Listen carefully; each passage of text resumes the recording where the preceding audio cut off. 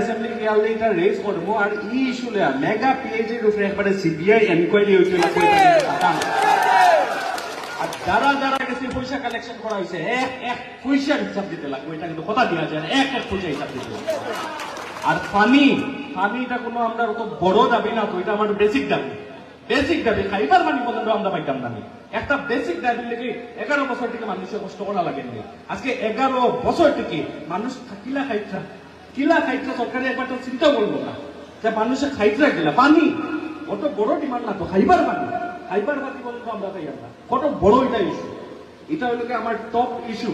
আর এটা যেটা কারণ আজকে পুরানা আলগাপুর সমষ্টির কথা বলি, আর আজকে পুরানা আলগাপুর সমষ্টি ও মেগা প্রজেক্ট আমরা যেমন নাই, পুরানা যত ওয়াটার সাপ্লাই স্কিম আসলো এটাও বন্ধ, সারা বন্ধ হয়ে গেছে। আমরা অত বড় প্রজেক্ট লাগে না, আমরা বেসিক যোনটা আসলো আগে ওটা অন্ডারে ঘুরাইয়া দেব, আমরা অত ঘুরাইয়া দেব। যোনটা জেলা সোলাপ আসলো, জেলা মানুষের বাকি মানুষের জেলা পাইছিলাম মেগা পিএইচডি নাই, বাকি মানুষের ঠিকও পানি পাইছিলা। আমরা অত বড় বড় স্বপ্নে দেখাই আমরা পানি পাইয়ার না, আমরা এলাকা অত বড় মেগা পিএইচডি সিএইচডি লাগে না।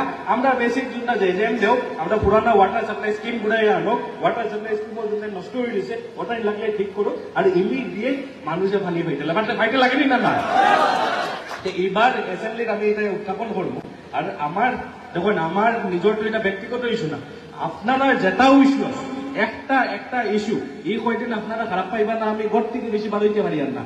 আমার গড় বইয়া যত যে মানুষ পাইয়ার সবরে দেখা করি, আর একজন মানুষে সিঙ্গেল করে আমি দেখা করি। কারণ প্রবলেম আমরা জানতে লাগবো, যখন আমি প্রবলেম জানবো তখন আমি কাম করতে পারবো। আমি এখন সব জায়গায় সংগঠনটা লইয়া ঘুরিতে পারবো, কিন্তু জিনিসটা কিটা হইব সংগঠন আমি কিন্তু কিছু জানবার হইতাম না।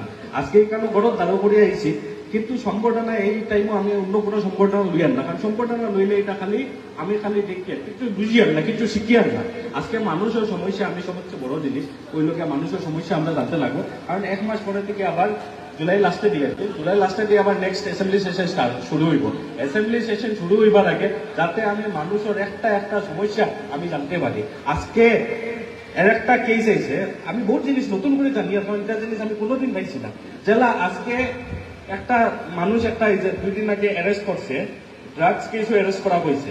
আমি ফোন করলাম ওসিরে, ওসি কইছে ড্রাগস কেসও দেওয়া হয়েছে। আমি বলছি ঠিক আছে, ড্রাগসের কেস যদি আমি এটা ঢুকিতাম না, আমি কোনোদিন ড্রাগসের কেসে কোনো সময় ঢুকি না বা কোনো পুলিশকে কোনো মারতাম না। ড্রাগসের জিনিস এটা বন্ধ হইতে লাগে।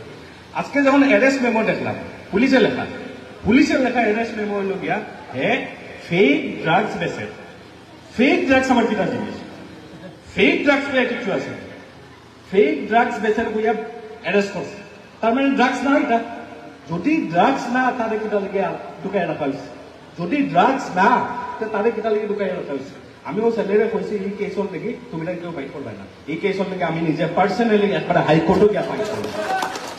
আর ছেলেরে থানা থেকে ঢুকাই আনা এটা তো লইয়াইব, কিন্তু যারা অ্যারেস্ট করছে তারা উপরেও কিন্তু কোর্ট কেস করবো, এটাও কিন্তু কথা দিচ্ছে।